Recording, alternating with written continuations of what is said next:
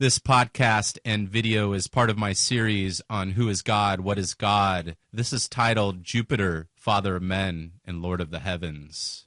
When our ancestors had looked to the skies for their father planet, Lord of the Heavens and King in the sky, they had proclaimed their planetary god to be the chemical energy planet that we know of today as Jupiter. For many thousands of years, ancient astrologers have always known that Jupiter was the largest, first and foremost of the planets in our solar system, and to them, it was the soul of the world that they worshipped as a god. Proclus gives us the following as one of the verses of Orpheus. Jupiter is the king. Jupiter himself is the original source of all things. There is one power, one God, and one great ruler over all. But we have seen that Jupiter and all the other gods but were names of the sun. Therefore, it follows that of the sun, either as an emblem of God itself or was the object of universal adoration. That quote was actually taken from a book by Godfrey Higgins called Anacalypsis. Basically, Godfrey Higgins is a 33rd degree Freemason and was under oath, and he could only say so much. But Jupiter is definitely considered the king of the planets. And as I had mentioned in the last podcast that I've done in video, where I quote Cornelius Agrippa, it's clear that they state that Jupiter is the god that they worshipped. So as we go on, an example of Jupiter worship can be found all over the ancient world, and even in the treaty between Ramses II and Hattusilti III of Haiti, and he was a Hittite chief, where they refer to Jupiter as the Lord of the Heaven. So again, this is an example of Jupiter worship that is found during the time of the ancient Egyptian dynasty, the 19th dynasty, Ramses II, when he had actually taken a princess, a Hittite princess, who happened to be the daughter of this king, King Hattusilti. I believe that's how you pronounce it. And it was at this time, I believe, that they formed the House of Israel. And this is when they proclaimed that Jupiter was the sole sovereign Lord of the heavens. So throughout the course of history, written history of our world and many cultures and all throughout mythology, Jupiter was called by many different names. But one thing is for sure, they all had considered Jupiter as the god of the sky and the father of humankind. And as I had said before, the soul of the universe, the light that penetrates all. Over the past 5,000 years, this giant chemical energy gas planet has been known by such various names as Zeus, Osiris, Ham, and Jupiter Ammon, Jove, Yahweh, Jehovah, Odane, St. Peter, Buddha, Aten, Aden or Adon, Gadon, Dan, Odin, Woden, Nibiru, Marduk, and Jedi, Jedi, to name a few. Jupiter is the largest planet in our solar system and is the fifth planet from the sun. Its diameter is 89,000 miles. The Earth's, for example, is 8,000. They call it a gas giant, along with Saturn, Uranus, and Neptune, who are sometimes called together the Jovian or outer planets. The astronomical symbol for the planet Jupiter, I have that pictured here, and it is a stylized representation of God's lightning bolts. And you'll often see the sons of Jupiter, such as Poseidon and Neptune. Those are the god rulers of the sea, and they always have Jupiter's trident. And that deals with the Trinity of God, and I'll discuss that in another podcast, video / article that will be part of this series as well. The King of Planets has 67 moons and has been discovered since the end of the 19th century. So there's 67 moons there. Some of these are called Jovian moons that have been discovered to be names of lovers, conquest, or daughters of Zeus, and or the Roman Jupiter, who is sometimes called, again, Jove. Jupiter's gravitational field controls numerous asteroids and are known as the Trojan asteroids and are divided into Greek and Trojan camps to commemorate the Iliad, Homer's Iliad. So again, you have all these planets on the as above that the Greeks had honored all throughout their mythologies. And of course, the greatest of all gods of the Greeks was Zeus, and in ancient Egypt, he was named Osiris. And we go on here. Jupiter's Day is where we get the name for the day of the week that is called Thursday or Thorsday. This day is named after the Anglo-Saxon and Viking son of Jupiter, who is known as Woden or Odin. Thor, who is a hammer-wielding god associated with thunder, lightning, storms, oak trees, and strength, the protection of mankind, and also hallowing, healing, and fertility. The The god Thor, who is depicted as a man, is the so below son, representative of the as above father Odin, who is Jupiter. Many kings over the course of history have also taken on the name of Jupiter and became Thors in their own right. Jupiter as God's hammer is found in other names such as Husham, Ham, or Hammer. That's where we get, of course, hammer, the hammer, Ham. The Cohen Judas Maccabeus is basically another name for the hammer. Also, the French king Charles Martel name means the hammer.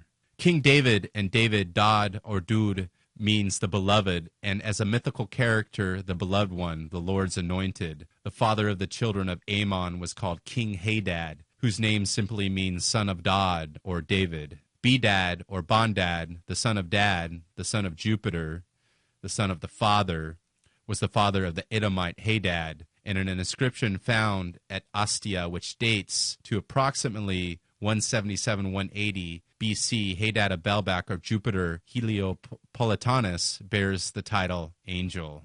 In the Bible, Japheth, which means Jupiter, is one of the sons of Noah in the Abrahamic tradition and was the father of all Indo-European people. Both the early Irish Celts and early Britons traced their descent of the royal houses from Japheth, as did also the early Saxons, who corrupted the name to Scif, Shaf.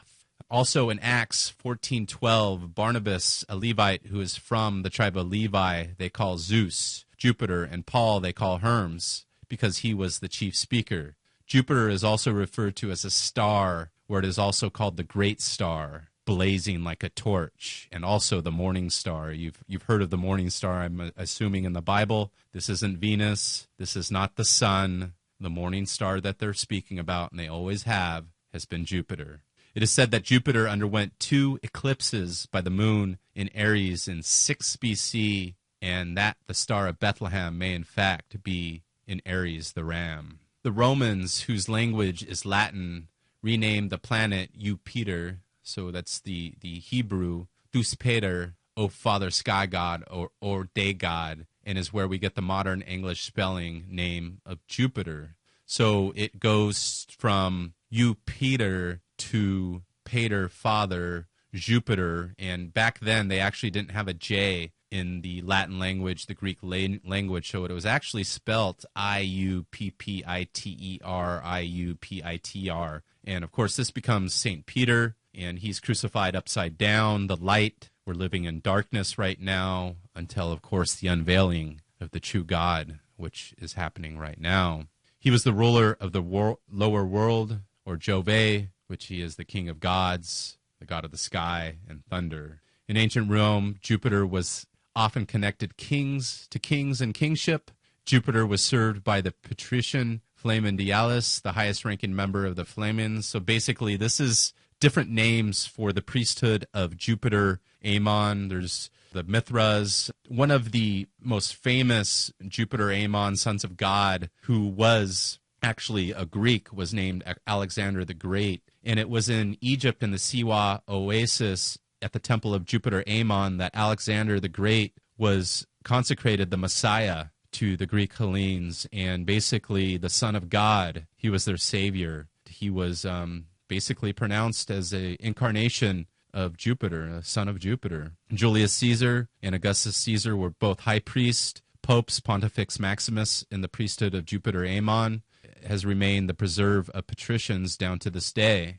The Sumerians had called Jupiter Nibiru, and also Mulu Babur, bright sun-like star.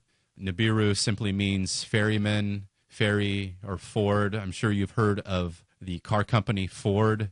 Of course, Ford would be a son of Jupiter. He's honoring that through his name. He's one of the most popular Americans in the course of history or in the world with his Ford car. The star of Babylon and Marduk, frequently spoken in the inscriptions, is Jupiter. The Babylonians had used a 12-year orbit of Jupiter along the ecliptic to define the constellations of their zodiac, and this planet also had represented their god Marduk. Marduk is the chief god to emerge in Babylon, who had defeated Tiamat, the serpent of chaos, the ancient one, the mother of gods, and all abominations of chaos, Ko. So basically, we have this fight always in history because we're ruled over by the light and darkness, as above, so below, alchemically. And when we get the goddess, the goddess of war, the goddess of chaos. We have chaos, good is bad, bad is good, up is down, down is up. That's the kind of world that we're living in now. In Hebrew, the word is tiham, which is etymologically related to the name Tiamat, the Babylonian primordial sea and goddess of the Enuma Elish. The etymology of the name Marduk is conjectured as derived from the Amru Utu, bull calf of the sun god Utu. He was also regarded as the son of Ea, the Sumerian Enki, and Damkina, and the heir of Anu. The ancient Akkadians are Arcadians, the Assyrians, the Chinese, the Phoenicians had also known Anu to be their king, who we know as the Anunnaki.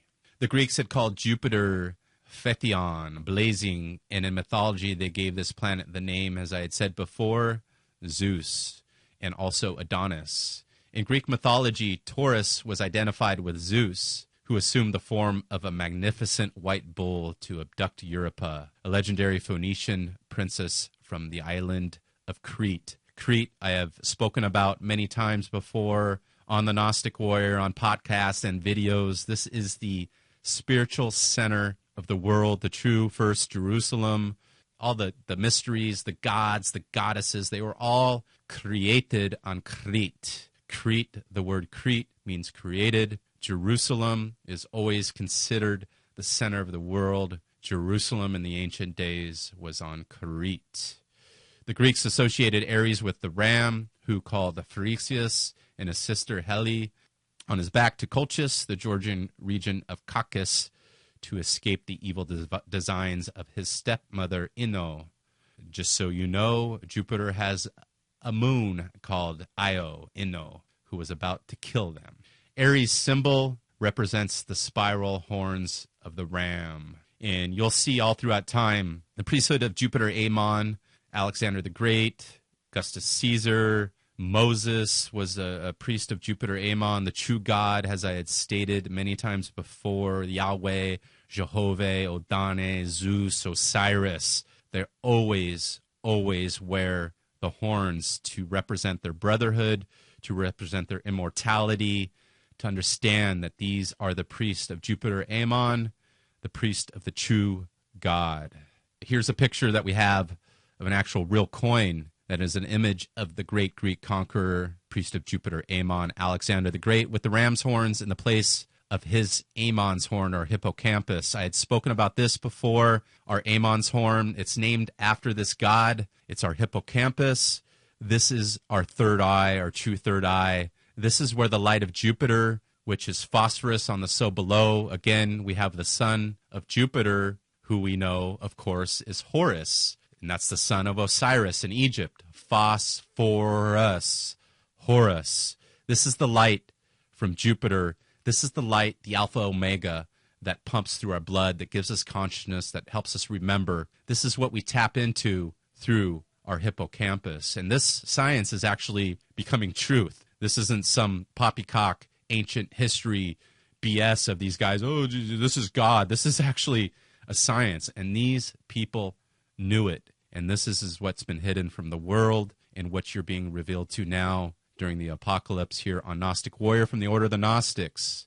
To go on further on Jupiter, in ancient Egypt and the city of the sun, again, the sun, this isn't the sun that a lot of people think. That's the sun out there that in the day that gets us hot. The actual sun they're talking about is Jupiter. And in ancient Egypt, the city of the sun was called Heliopolis. And this was the city of Jupiter. The bull was worshipped as manure, the embodiment of Atum Ra. The Israelites had called Jupiter by the Hebrew, or more correctly Phoenician, names Yahweh, Jehovah, and now Odane, who in the Bible would be the idol of the golden calf. In modern Judaism, the name Yahweh has been replaced with the word Odane, meaning Lord.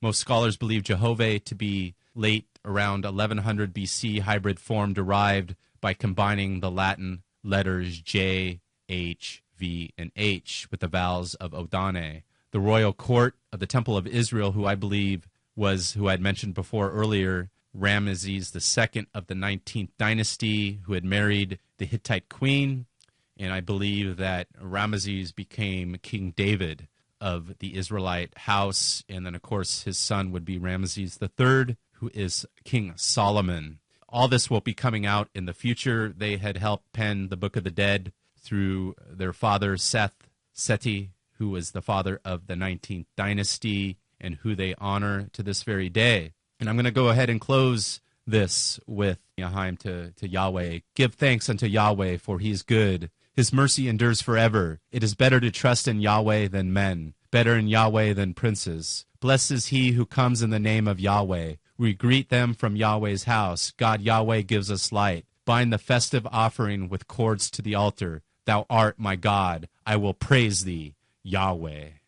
If you'd like to learn more about the true God, about truth instead of lies and all that disinformation that you're finding out there on the internet, and people that really don't understand who God is and the true light, which I had said is Jupiter, it's not the sun. And let's honor the truth, the light, the true God that our ancestors have always honored.